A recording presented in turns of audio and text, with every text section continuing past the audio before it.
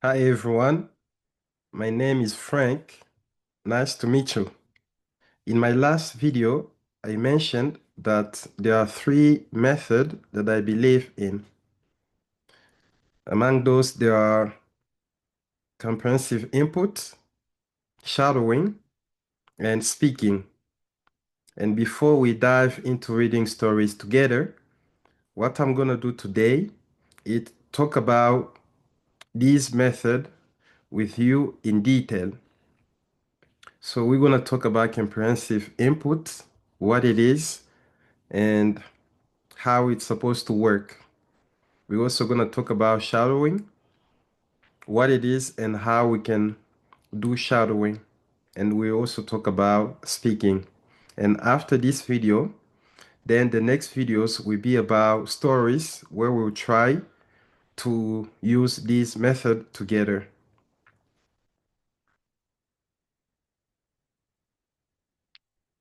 The only three things you need to speak English fluently. You studied English for years. You memorized vocabulary. You learned grammar rules. But when someone speaks to you, you freeze. You're not stupid. You're not lazy. You've just been learning the wrong way. Today, I'm going to show you three steps used by millions of people around the world, used by scientists, used by polyglots who speak 10, 20, even 50 languages. And by the end of this video, you know exactly what to do. Let's start. Step 1, comprehensible input. Most English learners do the same thing. They buy a textbook, they study grammar, they memorize word list, and after years of studying, they still can't understand a movie. They still can't follow a conversation. Why? Because studying a language is not the same as acquiring a language. So what I'm gonna do next is I'm gonna play, an audio from an expert. It's gonna be Steve Kaufman who is inviting Stephen Krashen, who's gonna talk about comprehensive input. And then after that, I will come back here and then read into detail what comprehensive input is and how we're supposed to use it. Just do, it should be optional, and just the regular form of verbs, don't do anything else. And with children, the idea of teaching grammar is absurd, which is and I'll just jump in here, and I think this is a very important point, and that is that by stressing input as you do, compelling input, even though there are people who are attracted to learning grammar for different reasons, stuff like that, I still think, and I do occasionally look at it and forget it and stuff. It's so important to make the point that the input is where the learning takes place. Yeah. That's not to say don't learn grammar. Right. And I want to just throw back to you the idea that two of the polyglots here, very accomplished polyglots, Richard Simcott and Luca Lampoiello, they do other things. Like Richard Simcott likes attending language class, and I interviewed Richard. And Luca has a technique where he translates from the language he's learning into his own language and then back into the language. However, if you really analyze where they spend most of their time, what do you think it is? Comprehensible input. Everybody does it. Some people do this, some people do that. They do a wide variety. They all do comprehensible input. It's the only universal feature I have found in successful language acquirers. Yeah. Now, to bridge to my other new thinking, what people do is they have strategies for making input comprehensible. Good teachers do this, and the polyglots do this. Teachers, they might be telling a story. They'll come to a word that they're pretty sure the class doesn't know. They'll explain it. They might translate it. They might give a synonym. They might draw a picture. It's not designed for you to learn the word and remember it. Right. It's designed to make the text more comprehensible. Absolutely.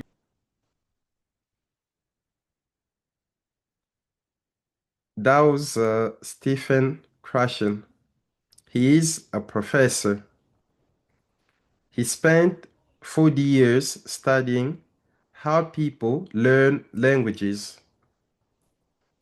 He talked to polyglots. He studied research and he found something interesting. Every successful language learner does one thing the same. They all use comprehensible input. So, what is comprehensible input? It's simple. It means listening to English you can mostly understand. Not too easy, not too hard, just a little above your level. Think about children. A baby doesn't study grammar. A baby doesn't memorize vocabulary list. A baby just listens, watches, and slowly begins to understand. That's how language works. You don't learn it, you absorb it. Krashen also says grammar is often overemphasized. Many people spend years studying grammar rules, but they still can't speak. Why? Because comprehensible input is where true learning takes place. Grammar study should be optional. Here's how you practice comprehensible input. Step 1. Find content you enjoy. A story, a podcast, a video, something interesting to you. Step 2. Make sure you understand most of it. Maybe 70 or 80%. If you understand nothing, it's too hard. If you understand everything, it's too easy. Step 3. Don't study it. Just enjoy it. Listen, read, watch. Let your brain absorb the language naturally. And here's something important. Don't worry about mistakes. Don't worry if progress feels slow. Just continue to read and listen, even when it feels like nothing is happening. Your brain is working, it's absorbing, it's learning. This is how I create content on this channel. I tell stories slowly, clearly, so you can understand and absorb English naturally. You don't need to study. You need to listen. You need to read. You need to feel. You need to feel. That's step 1. comprehensible input. Step 2, shadowing. Okay, you've been listening to English. You've been reading stories. You understand more now. But there is a problem. When you try to speak, your mouth doesn't move fast enough. The words are in your head, but they don't come out smoothly. This is normal. Listening is passive. Speaking is active. You need to train your mouth. So what I'm going to do next, let's go and listen to Alexander. Shadowing is when you listen and repeat simultaneously. You take a recording, you listen to it, and you don't wait for a pause after it. You don't wait for something. You try to speak along with the voice. And if you're learning a foreign language, it seems too fast at first and you can't grasp the sounds, you trip and you stumble. But if you do the same material several times, you get better and better at it. You learn the patterns, and then you're speaking on top of the voice, and you learn to, because the voice is coming in a fixed pattern, you can't change that, and you psychologically know that, well, that's correct, and what I'm saying is incorrect, but I can make it more like that. So shadowing is to get the living language into your head, to get the experience speaking it, to get the experience of saying something. Shadow.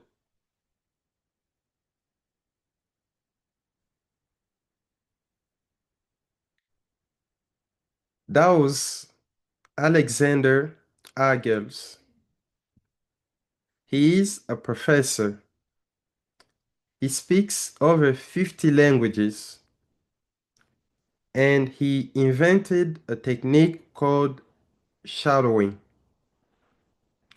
Shadowing is simple.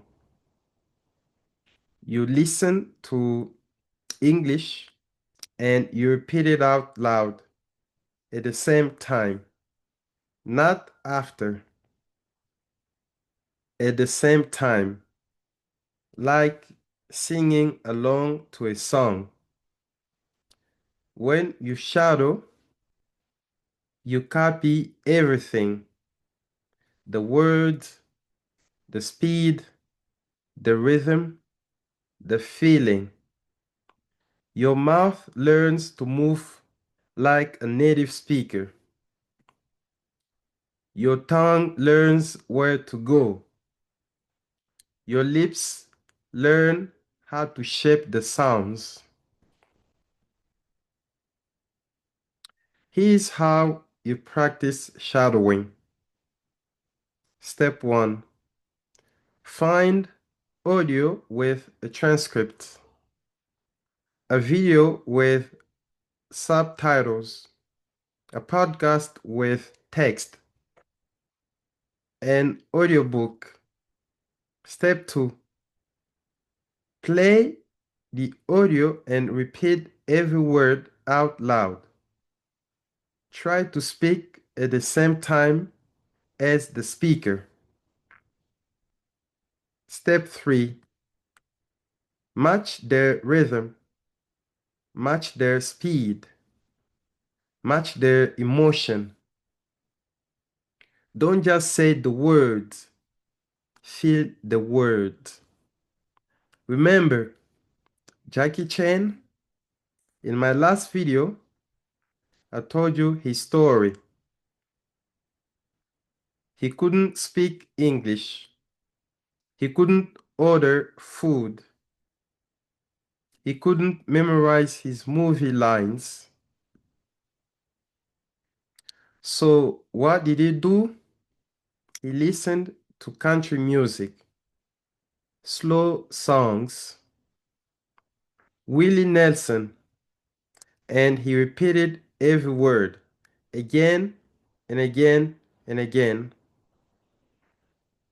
He was shadowing. He didn't know the name, but he was doing it. And it worked. Today, Jackie Chan has made over 100 movies in English. The man who couldn't order breakfast became a global star. If shadowing worked for Jackie Chan, it can work for you. That's step 2, shadowing. Step 3, speaking. Now you understand English better. Your mouth can move faster, but you're still scared to speak. You think, I need more practice first. You think, I'll speak when I'm ready. You think, I don't want to make mistakes. So you wait and wait and wait. But here's the truth. You will never feel ready. Never. Let's listen to Benny Leris, who wrote a book on how to learn any language in 3 months. Talk about in the book is to try to encourage people to speak the language from day one.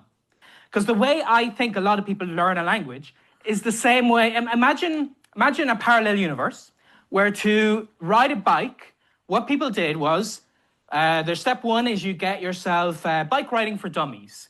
And you start off, it tells you what a pedal is, it tells you what a saddle is, okay. You move on to teach yourself bike riding, which talks about the aerodynamics of how a bike goes and which angle you should turn the handlebars. And then about a year later, you progress to Rosetta bike riding, okay? Where you spend hundreds of dollars to click exactly, which color and how do you change the gears and all of these things. And all this time, you're biding your time. You're not ready to ride a bike yet. You're learning. In 5 years' time, the ready day will suddenly appear. You'll have so much knowledge in your brain, you'll be such a great bike rider. That's the way, in this universe, a lot of people are looking at language learning. They think, I just have to study more. Once I study more, I'll just magically start speaking. There was an episode of The Simpsons where Bart goes to France, and he's just kind of hearing French in the background, not trying to speak it. And he's walking around trying to, how can I explain? I'm out in the streets, I got nothing to do. And the policeman comes up to him and he's like, oh, please, these guys are poisoning the wine. And then he's walking away thinking, why can't I learn this language? Sacre bleu, je vais jamais parler français. And he just starts speaking it like that. And that's what people think language learning is. That there's just a magic moment, you'll start speaking it wonderfully. It doesn't work like that. It's like riding a bike. You start and you're going to be like this, and you're going to fall down. And that's what I advise people to do, because that's how you learn. You learn through mistakes. Speak from the start. So I have a whole chapter describing how on earth do you do this? How do you take a few words? You've just learned like 10 words. How can you stretch them into speaking with a human being? Not just at the mirror. You want to speak with a person. So as an example, one problem people have is that the person speaks back to them and they don't understand what's said. So imagine one thing I do when I want to learn a language is I invite someone out for lunch. And I'm like, if we speak in Portuguese, then lunch is on me, okay? So we're sitting down and, we've already introduced ourselves, we're eating, and the person turns to me and they said, blah, blah, blah, blah, blah, blah, blah, blah, blah, blah. And that's all I hear, gobbledygook. And that's what a lot of us hear is noise. Now, you might think, given the fact that I don't understand a single word that was said to me, I should give up. I should just say, I'm sorry, can we just speak in English? I'm not ready yet. And I would say that's crazy. What I just said is obvious because of context. Do you think it's possible I'm saying, I'm quite concerned about the fluctuation of the price of tea in China these days. What's your opinion?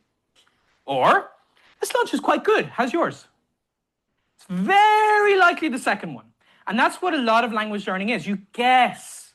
You guess, and sometimes you'll guess right. A lot of the times you'll guess right. And sometimes you'll guess wrong.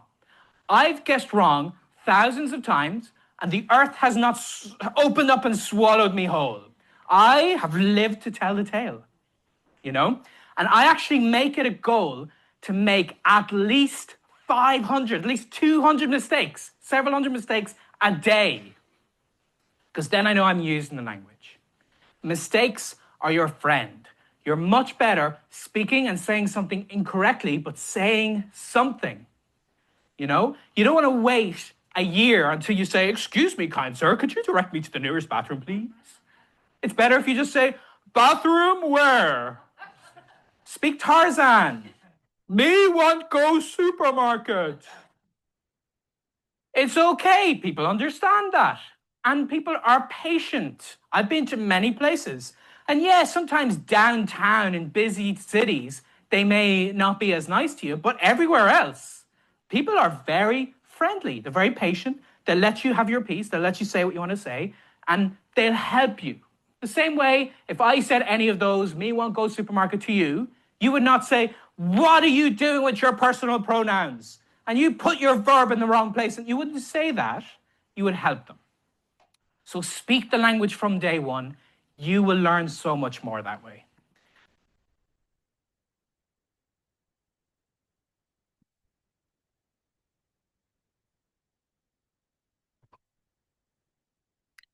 That was Benny Laris. He speaks 12 languages, but he's the surprise.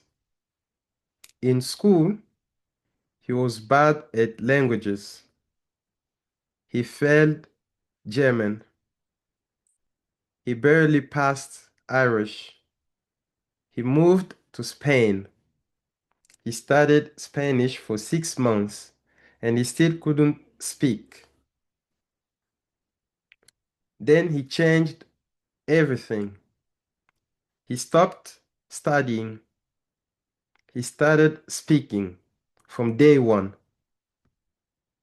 He didn't wait until he was perfect. He didn't wait until he knew all the grammar. He just opened his mouth and made mistakes. Lot of mistakes. He said things like, "Me want food." He wasn't correct, but people understood him. And every day he got a little better. Benny says mentality is the most crucial factor in language learning, not talent, not age, not time. Mentality. If you believe you can learn, you will learn. If you believe you can't, you won't. He also says adults can be better language learners than children. Why? Because adults can learn consciously. Adults have motivation. Adults have discipline. You are not too old. You are not too slow. You just need to start. Here's how you practice speaking. Step 1. Find someone to talk to. A teacher, a friend, a language partner, online or in person. Website like italki can help you find native speakers. Step 2. Use simple words. You don't need perfect grammar. You don't need big vocabulary. Just communicate. Step 3. Make mistakes. This is the most important step. Mistakes are not failure. Mistakes are practice. Every mistake makes you better. Benny compares it to learning to ride a bike. You don't learn to ride a bike by reading a book about bikes. You learn by getting on the bike. You fall, you get up, you fall again, and eventually you ride. Speaking is the same. You don't learn to speak by studying. You learn by speaking. You make mistakes, you try again, and eventually you speak. Benny was scared too. He was embarrassed too. But he spoke anyway. And now he speaks 12 languages. If he can do it, you can do it. That's step 3. Speaking. On this channel, I read powerful stories slowly, clearly, so you can listen, understand, and absorb English naturally. And at the end of each story, we practice together. I read a sentence, you repeat it out loud. That's shadowing. And if you leave a comment, if you tell me your story, that's speaking. You're practicing all 3 steps right here, right now. If this video helped you, please consider leaving a like and subscribe. More stories are coming. And remember, you don't need to be perfect. You need to practice. You don't need to study more. You need to listen more. You don't need to wait.